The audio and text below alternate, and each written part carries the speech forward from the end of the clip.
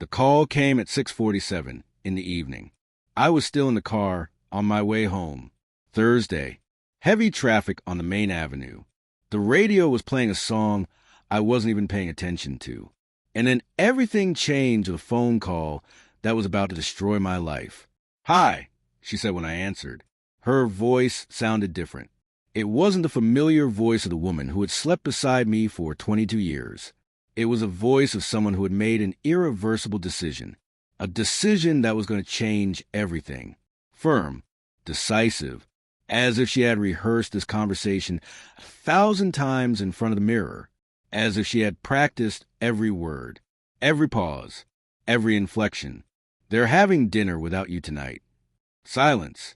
A silence that probably lasted 2 seconds, but felt like an eternity of 2 minutes.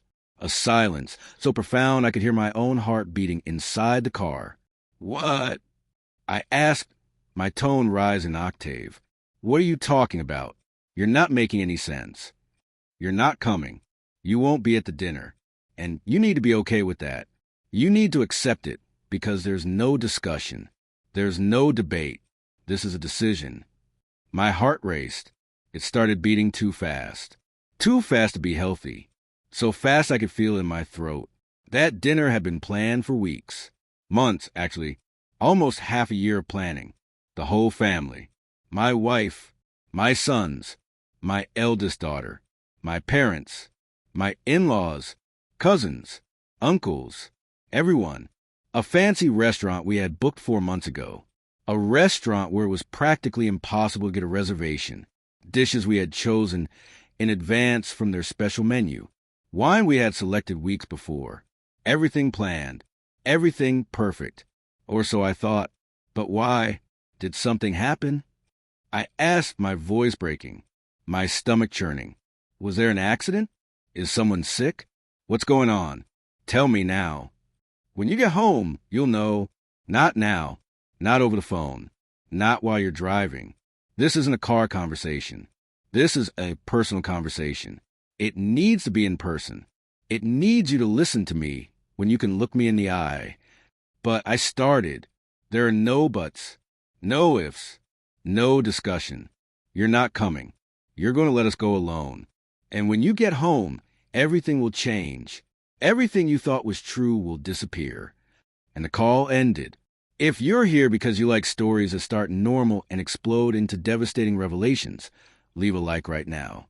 Because what I'm about to tell you will make you question everything about family, trust, and the secrets we keep.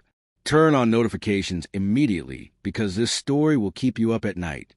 You'll be thinking about it for days. You'll relive every moment with me. I drove the rest of the way in absolute panic. My mind raced with bad possibilities. Horrible possibilities. Possibilities that sent shivers down my spine. With sweaty hands on the steering wheel. An accident? A terminal illness? A separation? Infidelity discovered? Each possibility was worse than the last.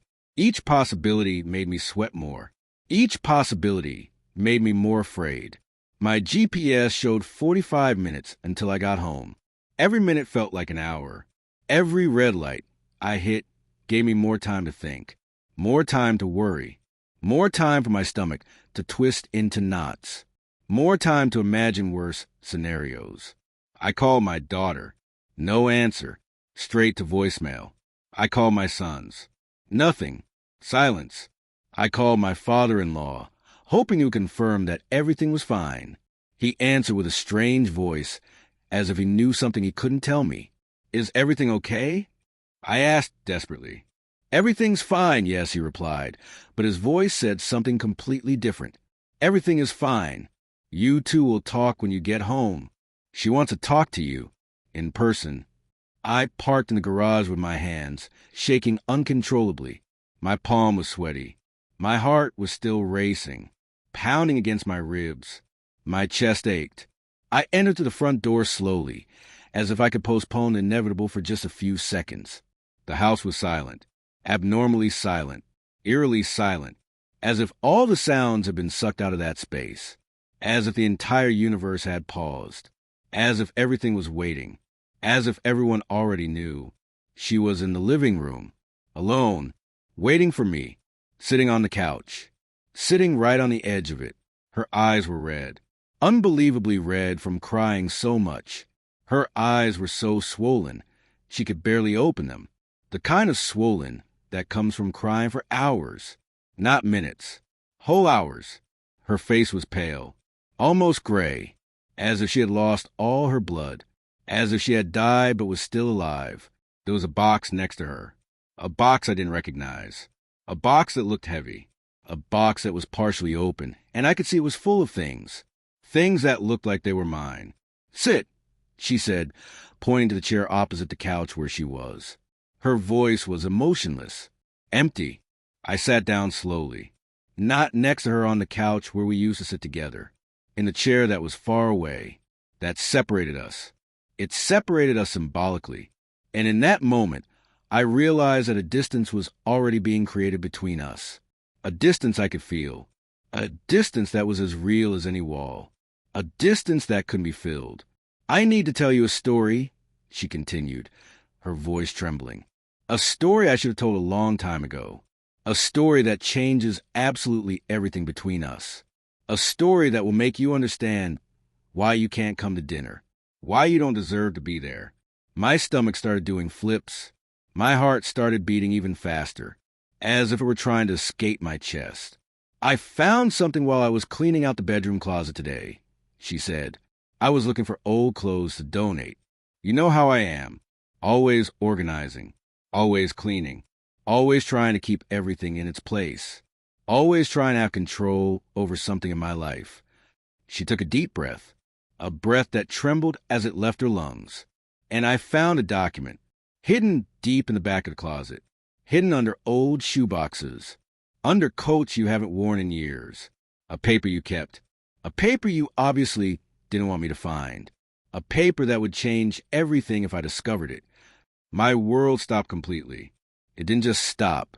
It collapsed. It caved in. A paternity test, with results printed in black and white, dated 4 years ago. Not 22 years ago when we got married. 4 years ago. Just 4 years. A quarter of a century only. "You never told anyone," she said, her voice growing stronger, angrier, more hurt. "Not me, not our daughter.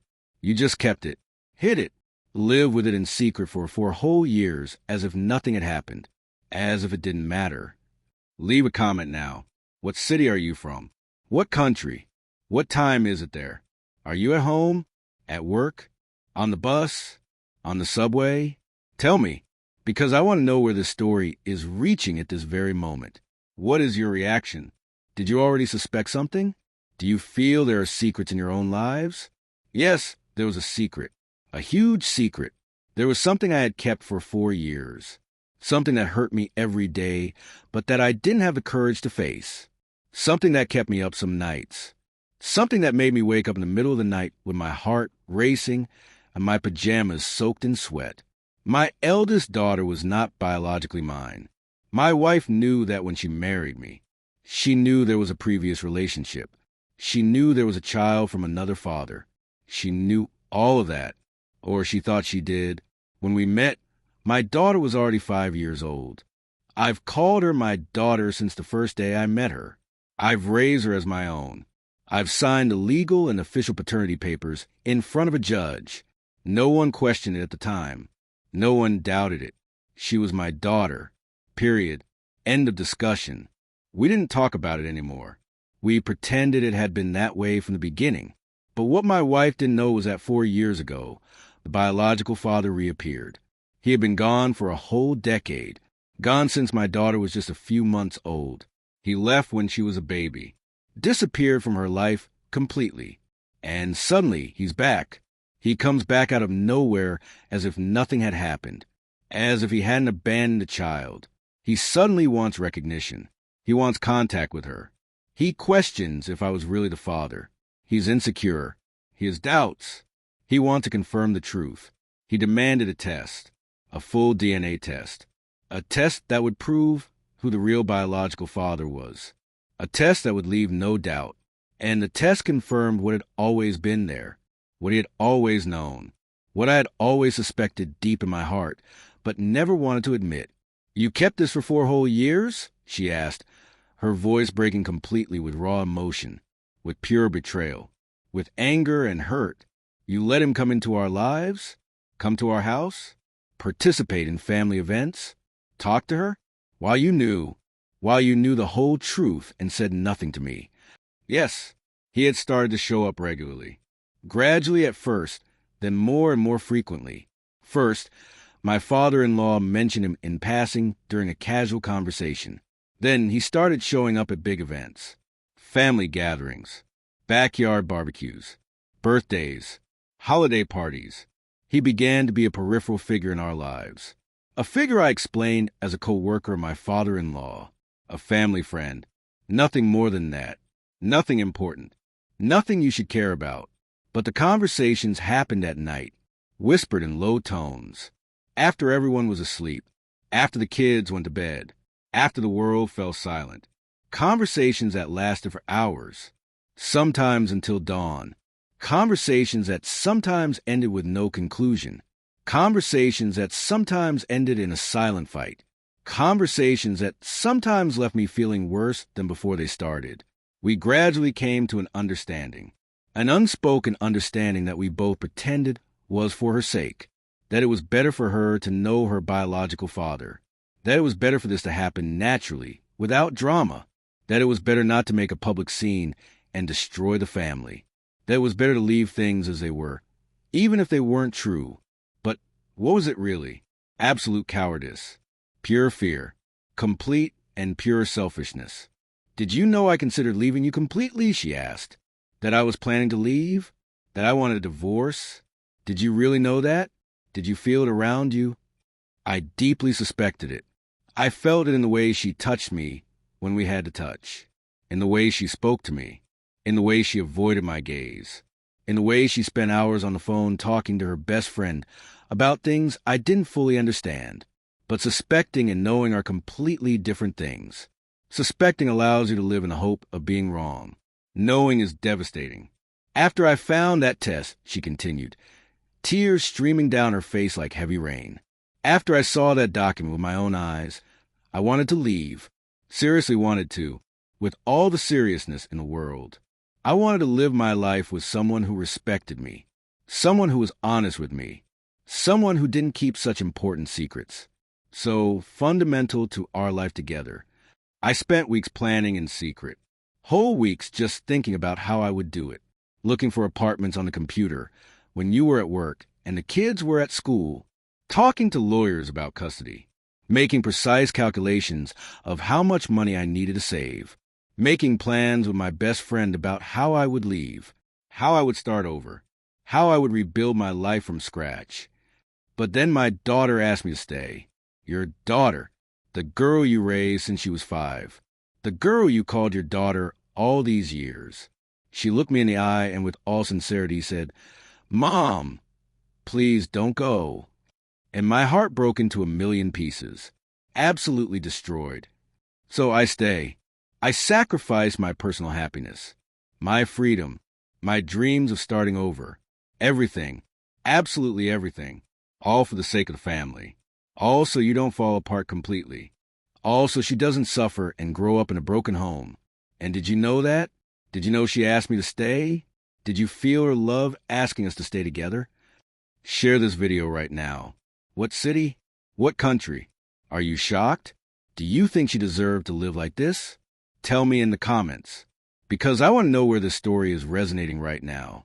Because I need to know I'm not telling this into the void. Do you know what I found out today? She asked, her voice changing completely, from fiery anger to something colder, more definitive, more dangerous, more final. I found out that my mother finally found real courage.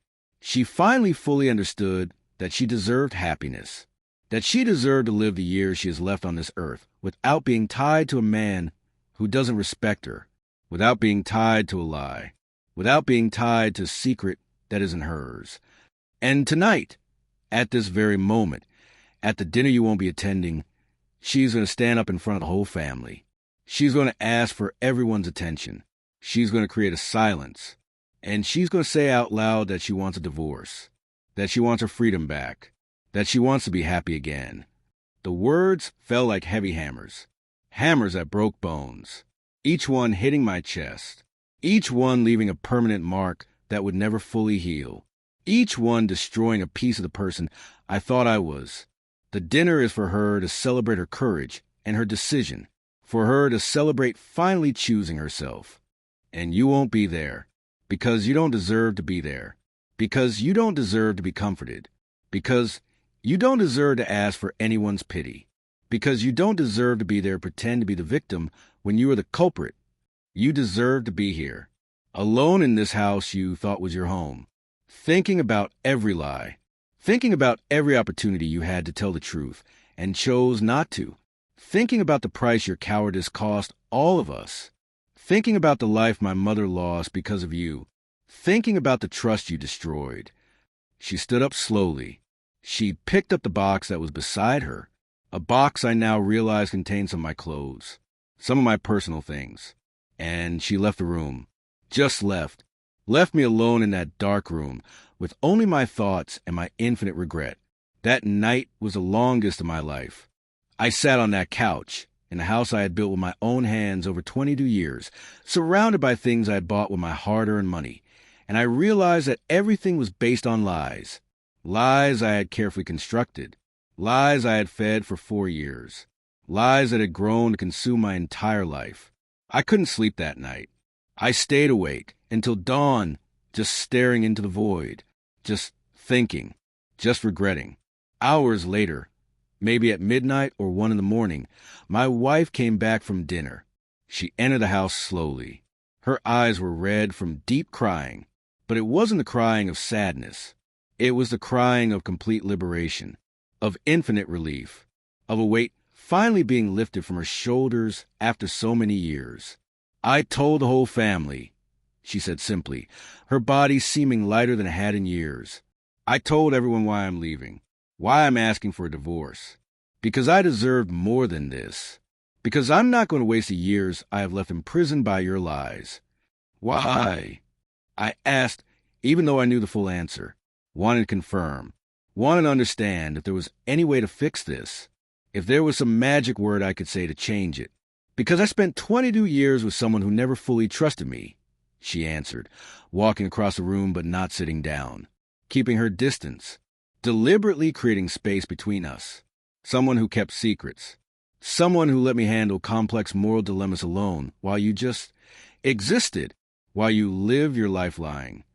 If this story made you think about your own relationships, leave a like immediately, because these uncomfortable thoughts are very important, absolutely critical. And in the comments, what city are you from? What country? What time is it there? Would you be on her side? Do you have secrets you should tell right now? Do you know anyone who has gone through something similar? Share this story with someone you love, because sometimes the most important stories are about people who do nothing. People who allow lies to grow until they blow everything up. Subscribe to the channel for more stories about family, secrets, and how the truth always inevitably emerges. Until the next story that will change your life.